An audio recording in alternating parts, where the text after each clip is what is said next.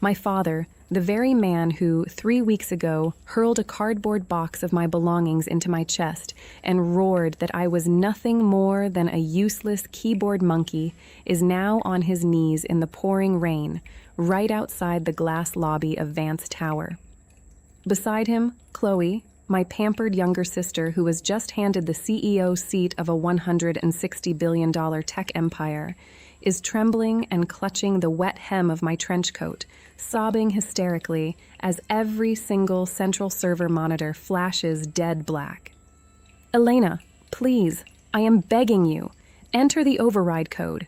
If you don't do it before 8 a.m. tomorrow, this entire family will be bankrupt and we will all end up in federal prison.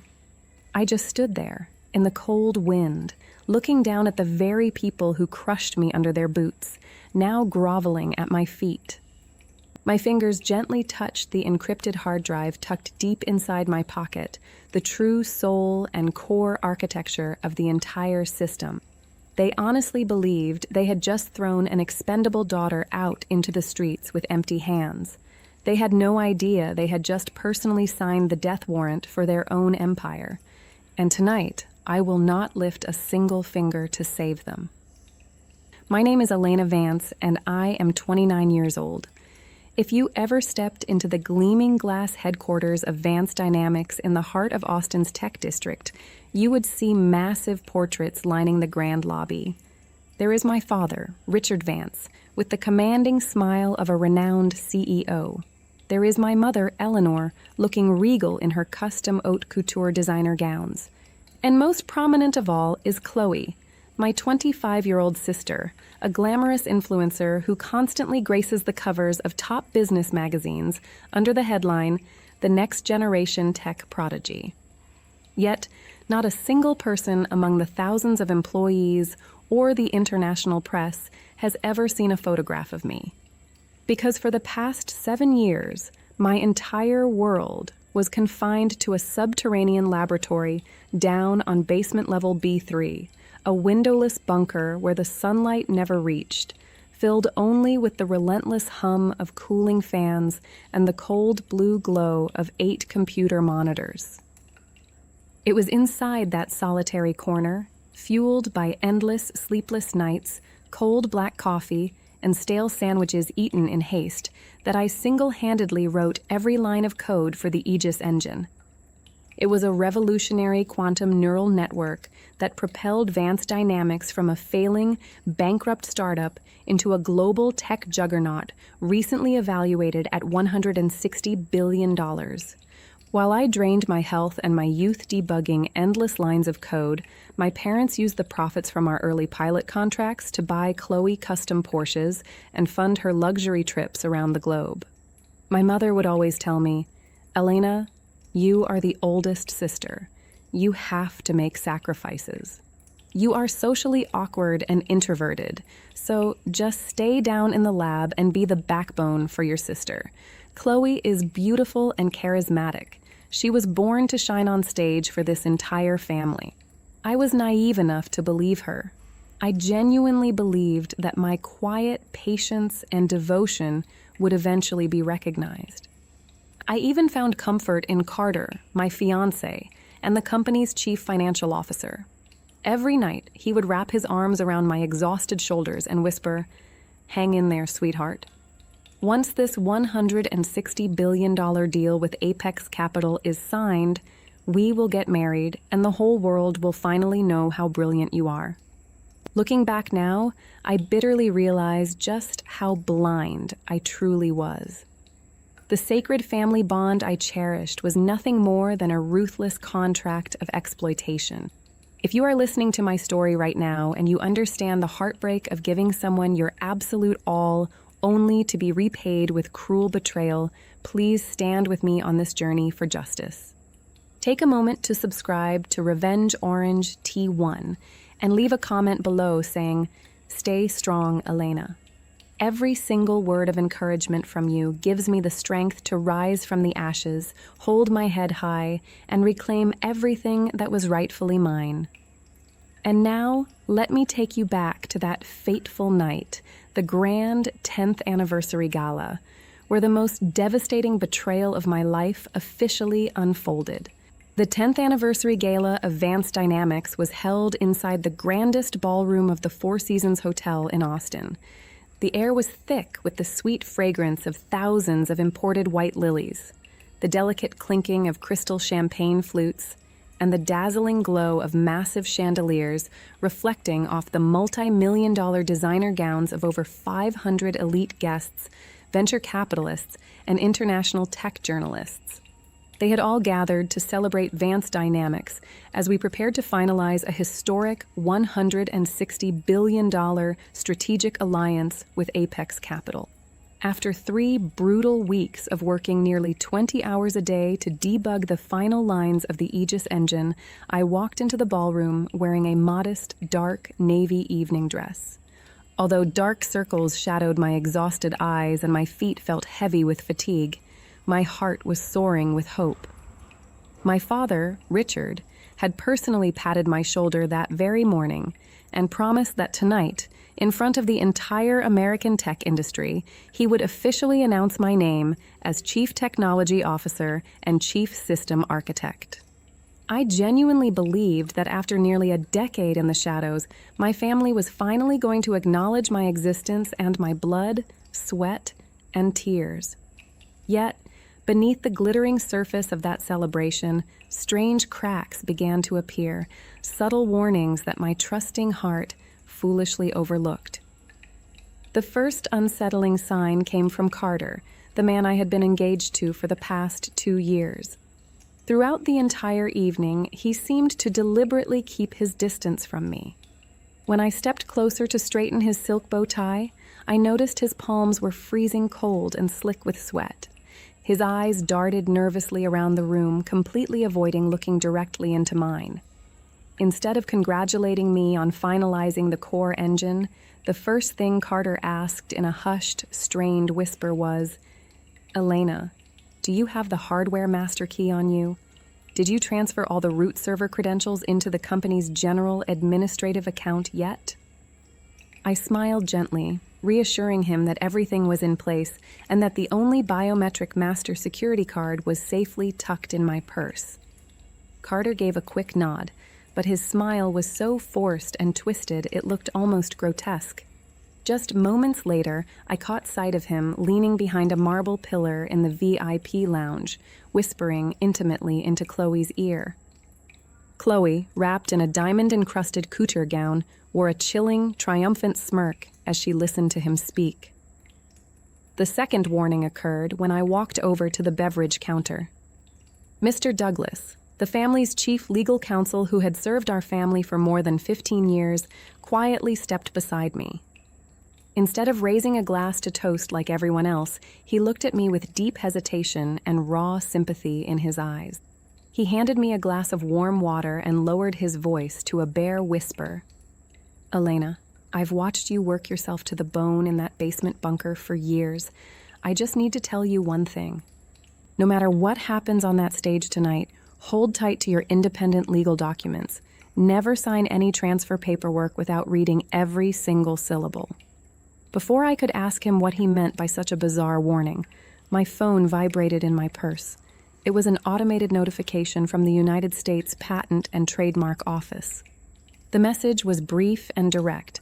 The 7-year exclusive technology licensing agreement between Elena Vance's independent entity, Ethelgard Technologies, and Vance Dynamics will officially expire in exactly 21 days.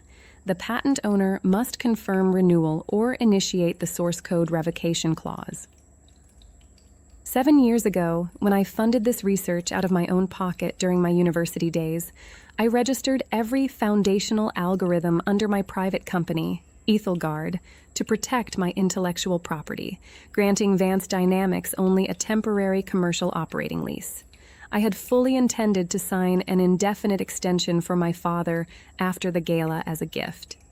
Back then, I had no way of knowing that the 21-day countdown on that screen was not just routine legal paperwork.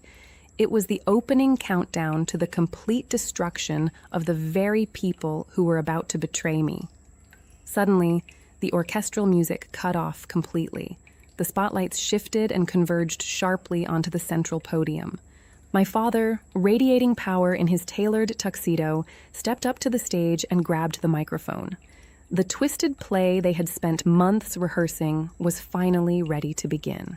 Thunderous applause echoed across the banquet hall as my father, Richard Vance, adjusted the microphone and smiled with supreme confidence down at the hundreds of camera lenses flashing incessantly.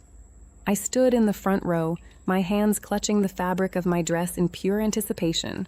I smiled, waiting for the moment my name would finally be called after 7 long, grueling years of sacrifice in the shadows. But the next words that blasted through the venue's loudspeakers shattered my entire reality into a living nightmare. My father cleared his throat and declared with booming authority, "Ladies and gentlemen, for Vance Dynamics to reach this historic $160 billion valuation today, we must honor the singular visionary who made it all possible." The brilliant mind, whose extraordinary intellect shaped the very soul of this project. Please join me in giving the warmest round of applause for our new co-CEO and sole heir to 60% of our founding shares, Chloe Vance. The entire ballroom erupted into deafening cheers. The blinding spotlight swept right past me and locked onto Chloe's glamorous figure. My sister flashed a radiant smile, strutting up to the stage with the pride of an absolute monarch.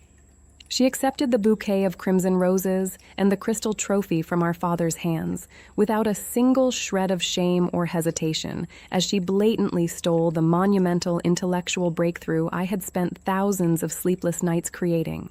But the most vicious blade had not yet finished sinking into my back.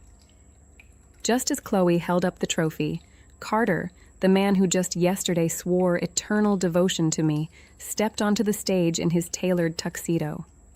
He dropped to one knee before Chloe, snapped open a velvet box displaying a glittering 5-carat diamond ring, and spoke into the microphone. "Chloe, you are the light of my life and the future of this empire. Will you marry me?" Chloe covered her mouth, feigning tears of overwhelmed emotion, and nodded yes amid the frenzied applause of 500 guests. My mother stood beside them, clapping with tears of pride streaming down her cheeks. Not one of them spared a single glance in my direction. I stood frozen in the middle of the floor, feeling as though every breath of air had been violently sucked from my lungs. The blood in my veins turned to ice. Raw humiliation, shock, and suffocating agony gripped my chest. The instant the presentation ended, I stormed into the private VIP suite behind the stage. As the heavy oak doors swung shut, I confronted my parents with trembling fury. "Dad, Mom, what is the meaning of this? You swore you would announce me as chief architect tonight. The Aegis engine is my life's work. I wrote every single line of code with my own hands for 7 straight years. Why did you hand it to Chloe?" My father didn't even bother to look up at me. He unclasped his expensive luxury watch, began wiping it with a silk cloth, and then callously kicked a cardboard box filled with my old personal desk items straight into my legs. He snarled each word with venom. "Shut your mouth. We put a roof over your head, paid for your education, and gave you a seat in that basement lab all these years. That was more than enough charity. Look at yourself, a disheveled, socially inept, pathetic weirdo. Do you honestly think global partners are going to hand $160 billion to someone like you? Chloe has the beauty, the charm, and millions of followers. She will run this company 10 times better than you ever could. Pack your trash and get out of my building tonight." I turned to my mother, desperately searching for a shred of maternal warmth, but Eleanor merely sneered, her eyes brimming with pure contempt. What could you possibly accomplish on your own besides banging away at a useless keyboard? Without your father's name and prestige, your software is nothing but worthless scrap. Stop being so jealous of your sister. Carter stepped forward, folding his arms with a look of fake, patronizing pity. He spoke with icy detachment. "Elena, don't make a scene and embarrass the family. The administrative access card you had in your purse earlier? I already transferred all root credentials over to Chloe. You have 0 value left here." I looked at the 3 people standing before me, the people I once would have given my life to protect, and finally realized they had never once viewed me as a human being, let alone family. My father waved his hand dismissively. Two massive security guards barged in, grabbed my arms with brutal force, and escorted me out through the rear service exit. The heavy metal security doors slammed shut behind me with a sickening thud. I stood stranded in the dark, filthy alleyway under the pouring Texas rain, holding my soaked cardboard box. The muffled bass of celebratory music and the clinking of glasses still echoed from inside the ballroom above. With trembling hands, I reached deep inside my waterproof coat pocket. My fingertips pressed against the cold, brushed steel casing of the real biometric master key. The card Carter had secretly lifted from my purse earlier was nothing more than a dummy backup containing empty debug script. A cold, venomous smile crept across my lips in the freezing downpour. They thought they had stripped me of everything. They thought they had just thrown a defeated stray onto the curb. They had no idea that in exactly 21 days, the trap forged by their own greed and ignorance would violently snap shut around their necks. The next morning, I used the meager remainder of my personal savings to rent a modest apartment in a quiet, secluded suburb. The room held nothing more than a worn wooden desk, a simple twin bed, and my personal air-gapped laptop, completely disconnected from the public internet. While I was quietly picking up the pieces of my shattered life, downtown Austin was ablaze with a vicious smear campaign orchestrated by my own family across American media. Chloe appeared on national television and the covers of prestigious business magazines hailed as the next-generation billionaire tech prodigy. Wearing a pristine white designer dress with a dazzling smile, my sister confidently told millions of viewers that she had spent years single-handedly slaving away to invent the Aegis engine algorithm. Disgustingly, when the host brought up my name, Chloe squeezed out crocodile tears and fabricated an absolute lie. She claimed her older sister, Elena, was a lazy, emotionally unstable individual who grew bitterly jealous of her genius and had just been terminated for attempting to steal corporate trade secrets. Across social media, millions of Chloe's fanatical followers swarmed my old profiles, leaving tens of thousands of vile insults, death threats, and vicious slurs. My father, Richard, even held an internal all-hands meeting, officially expunging my name from every single historical record of Vance Dynamics and strictly forbidding any employee from contacting me under threat of immediate termination. Carter, my treacherous ex-fiancé, immediately took out massive cash advances against the pending $160 billion deal to purchase a multi-million-dollar penthouse and a high-end sports car, parading around high society galas every night with Chloe on his arm. They basked arrogantly in the blinding glory built entirely on my blood, sweat, and tears. They genuinely believed they had won an absolute victory. But they had no idea that on my isolated laptop screen, the automated countdown timer from the patent office was silently ticking away, second by second. 14 days remaining. The Aegis engine was one of the most sophisticated quantum neural architectures on Earth. It was not a static software program. It was a living algorithmic entity that continuously evolved every single hour based on a dynamic decryption key synchronized exclusively to my biometric signature. Without my ongoing maintenance, the system's core architecture would inevitably enter a state of structural decay. On the 10th day, the first catastrophic fracture struck Vance Dynamics. Apex Capital dispatched an elite technical delegation from New York to company headquarters to conduct an exhaustive due diligence audit before finalizing the $160 billion contract. They demanded an immediate live stress test of the large-scale data processing engine directly from the central command servers. Chloe, who couldn't comprehend a single line of basic code, spiraled into sheer panic. Carter frantically spent $5 million to recruit a team of 10 top Silicon Valley software engineers to bail her out. Their objective was to forcibly bypass the root kernel, overwrite all my cryptographic signatures, and permanently hard-code Chloe Vance's name into the core architecture. It was the most fatal blunder of their lives.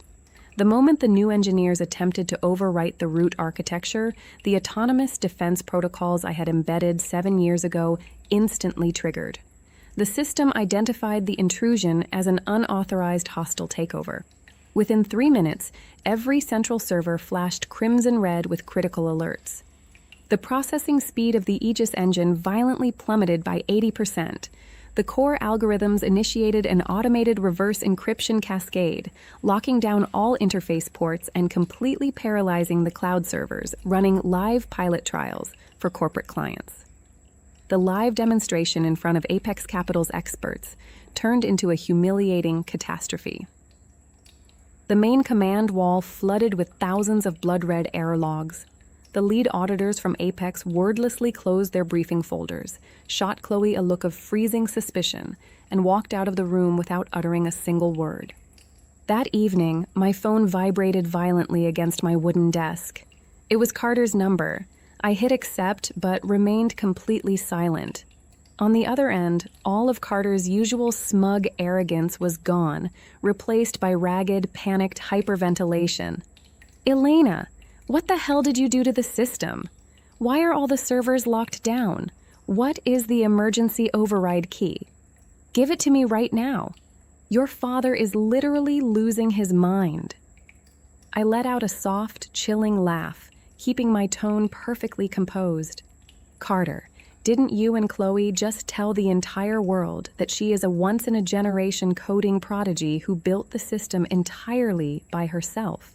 Why would such a genius ever need an emergency password from a useless, fired keyboard monkey like me?" Carter snarled into the phone, oscillating wildly between frantic threats and desperate begging. "Elena, stop being so childish. Your father said that if you hand over the master key and sign a full release of all development rights, the family will give you $500,000 and let you return as a basement lab assistant. Be smart about this. Don't force your father to take aggressive legal action against you." I looked at the digital clock on my monitor and answered icily, $500,000 to buy out a $160 billion architecture? Tell my father and your thieving little fiancé to clean up their own mess. Without another word, I hung up and permanently blocked his number. On the 17th day, the impending disaster spiraled entirely beyond my family's control. Julian Wright, managing director of Apex Capital, served a formal federal legal notice directly to Richard Vance's executive desk. The document contained a ruthless ultimatum. If Vance Dynamics failed to demonstrate undisputed legal ownership and execute a flawless live deployment of the Aegis engine during the global press conference at precisely 9 a.m. on the 21st day, the $160 billion deal would be terminated immediately. Furthermore, Apex Capital would file an international commercial lawsuit against Vance Dynamics for securities fraud and investor misrepresentation, demanding $2.5 billion in breach of contract penalties. That $2.5 billion penalty struck like a thunderbolt, pushing the Vance family to the edge of utter annihilation.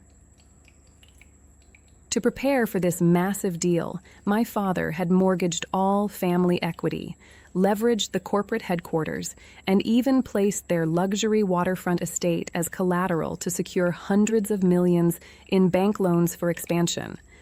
If the contract was voided and the $2.5 billion fine was enforced, our entire family would be wiped out into bankruptcy, stripped of every asset, and faced decades in federal prison for commercial fraud. In a state of sheer, unhinged desperation, my parents and Carter brought an industrial locksmith team down into my old bunker on basement level B3. They smashed open my desk, tore apart every cabinet, and forced open the desktop chassis to search for original code drafts or written master passwords. Yet all they found was an empty, cold room. Under the strict cybersecurity protocol that my father himself had mandated years ago, the moment security escorted me out, every local machine had automatically performed a permanent forensic purge after 24 hours of user inactivity. They had personally severed their own lifeline. On the 20th night, the fateful hour finally struck. Exactly at midnight, the countdown on my laptop hit 0. The 7-year technology licensing agreement officially expired under federal law. Across Vance Dynamics headquarters, every single Aegis engine server let out a long, piercing tone before shutting down completely. The massive LED wall in the main lobby and thousands of employee terminals went dead black, leaving only a single sentence glowing on the screen. Technology license expired. System permanently locked by lawful intellectual property owner. There were only 9 hours left until the morning press conference. The hour of absolute reckoning had arrived. Promptly at 9 a.m. the following morning, the International Press Auditorium on the penthouse floor of Vance Tower was packed to capacity.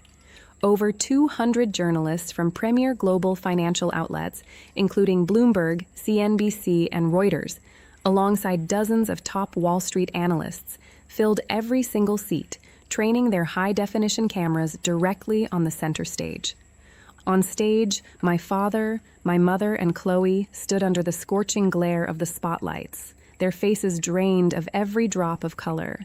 Beneath her heavy layers of makeup, cold sweat beaded across Chloe's forehead, smearing her expensive false eyelashes. My father stepped up to the podium, forcing a trembling smile as he spoke into the microphone. Ladies and gentlemen of the press and esteemed delegates of Apex Capital. Due to an illegal cyber attack orchestrated by our competitors early this morning, our network experienced a minor, temporary technical hiccup. Our new Chief Executive Officer, Chloe Vance, will now immediately re-authenticate the entire source code. Chloe stepped shakily toward the central server terminal set up on stage. Her diamond-ringed fingers shook violently as she blindly mashed commands into the keyboard. The massive LED wall behind the stage did not turn a triumphant green. Instead, the entire display flashed a violent, pulsating crimson. Access denied. Proprietary technology operating license expired. System permanently locked by lawful intellectual property owner. The entire auditorium erupted into chaos. Whispers among investors buzzed like a disturbed hornet's nest. Julian Wright, managing director of Apex Capital, stood up coldly from the front row VIP table. He marched straight up the stage steps, ripped the microphone out of my father's trembling hand, and spoke with piercing authority. Richard Vance, stop lying to the international media. This is not a cyber attack. This is blatant corporate fraud. Right at that exact second, the massive double oak doors at the back of the auditorium swung wide open. The sharp, rhythmic clicking of high heels striking the polished marble floor echoed through the stunned silence of the room. Every head and hundreds of broadcast cameras whipped around toward the grand entrance. I strode into the hall wearing an impeccably tailored black power suit, my hair pulled into a sleek, sharp ponytail, my gaze piercing and my head held high with absolute composure. Flanking me on either side was Mr. Douglas alongside 5 of the nation's foremost federal intellectual property attorneys. My father's eyes bulged in pure horror as he stammered, "Elena, how dare you show your face here to cause trouble? Security! Drag this leech out of my building immediately." I walked right up the center stage steps, standing face to face with the very people who had cast me out. I locked eyes with my father and spoke clearly through the main audio system. "You can dismiss security, Chairman Vance, because the only person with the legal right to stand on this stage today is me." One of my lead attorneys stepped forward, plugging my encrypted tablet directly into the hall's central projection feed. In an instant, the colossal screen illuminated with fully verified legal titles, certified by the United States Patent and Trademark Office and the Federal Commercial Court. The first layer of truth was officially laid bare before millions of live viewers worldwide. I looked down at the sea of reporters and announced, 7 years ago, the foundational algorithms of the Aegis engine were researched, independently developed, and exclusively patented under my own private enterprise, Ethelgard Technologies. Vance Dynamics never owned this architecture. My parents merely signed a 7-year limited commercial operating lease, and that lease officially expired at precisely midnight last night. Chloe screeched hysterically like a deranged animal. You are lying. I built it. Mom and Dad gave 60% of the company to me. You are just a pathetic, fired keyboard monkey. I looked at Chloe with cold, unyielding pity, then casually pressed my right thumb onto the biometric scanner on the terminal. Within a single millisecond, the gigantic display blazed to life. Millions of quantum algorithmic routines aligned instantly, operating at 100% optimal capacity, while stamping the sovereign digital watermark across every module. Architecture designed and owned exclusively by Elena Vance. Absolute, breathless silence engulfed the room. Not a single soul could ever doubt who the true mastermind was. But the second and third twists were the final executioner's strike against the Vance dynasty. Julian Wright of Apex Capital stepped forward and shook my hand with profound respect, right before the horrified eyes of my parents. Julian took the microphone and declared with supreme finality, "To the global press and our shareholders, the sole reason Apex Capital evaluated this venture at $160 billion was because we were fully aware of Elena Vance's singular genius. The moment Vance Dynamics unlawfully discarded Ms. Vance and attempted to install an unqualified imposter in her place, our forensic technical auditors immediately flagged this fraudulent deception. With that, Julian pulled out the formal Vance Dynamics agreement, tore it cleanly in half right in front of dozens of live television broadcast lenses, and announced coldly, "Apex Capital hereby nullifies all agreements with Vance Dynamics. Effective immediately, we are filing a federal lawsuit against Richard Vance, Eleanor Vance, and Chloe Vance for international corporate fraud, seeking $2.5 billion in statutory damages." Simultaneously, Julian produced a pristine, gold-embossed leather folio and ceremoniously signed it right at the podium. Today, before the eyes of the entire world, Apex Capital is honored to execute a $160 billion exclusive strategic alliance directly with Ethelgard Technologies, under the sole ownership and leadership of founder and chief executive officer Elena Vance. The entire venue erupted into thunderous, standing ovations. My mother collapsed onto the floor, clutching her head and wailing in pure despair. My father clutched his chest, his face completely gray, staring blankly into the abyss as he realized his life's work had evaporated into a bottomless pit of catastrophic debt, all because of his own blinding arrogance and greed. Carter, realizing he had just thrown away his golden ticket to unimaginable wealth, fell to his knees and crawled across the stage toward me. He grabbed my pants, tears streaming down his face as he begged, "Elena, please, have mercy. I was pressured by your parents and Chloe. I never loved her. You are the only woman I have ever loved. Please forgive me. Let me come back and help you manage your new empire." I looked down at the groveling traitor with unadulterated disgust. I pulled out my phone and hit play on an audio file recorded from the night of the gala. Carter's arrogant, smug voice resonated clearly through the sound system. That stupid idiot Elena gave up all her access keys without suspecting a thing. Once this $160 billion contract is signed, Chloe and I will split all the wealth and kick her out into the gutter like a dog. As the recording ended, every camera in the auditorium zoomed in on Carter's mortified, pale face. 2 federal marshals immediately marched onto the stage, snapped steel handcuffs around his wrists, and dragged him away on charges of criminal conspiracy and financial fraud. Chloe covered her face in frantic sobs, fleeing backstage amid the boos, jeers, and contemptuous sneers of the entire global press corps. I stood tall in the center of the stage, watching the people who once trampled over me disintegrate into absolute ruin beneath my feet. Absolute justice had been delivered, cold, ruthless, and complete. In the days following that fateful press conference, the total collapse of Vance Dynamics unfolded with a ferocity unprecedented in American tech history. Vance Dynamics stock plummeted vertically to absolute zero within 48 hours. Major financial institutions immediately triggered emergency debt recall clauses. The Securities and Exchange Commission, along with the federal courts, formally padlocked the entire Vance Tower headquarters to conduct an exhaustive financial fraud investigation. The glittering empire my father had so proudly paraded around the world was nothing more than an empty, hollow bubble, and now it had violently shattered into a million irreparable shards.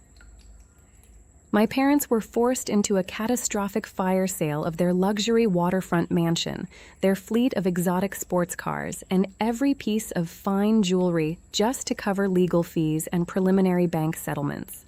Once high society elites who occupied VIP front row tables at every prestigious gala, Richard and Eleanor Vance were reduced to living in a cramped, rotting rental cottage in a forgotten, dusty town on the outskirts of rural Texas.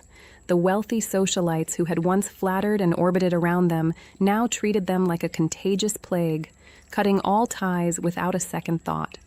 Chloe, the spoiled princess of the family, faced an even harsher reckoning.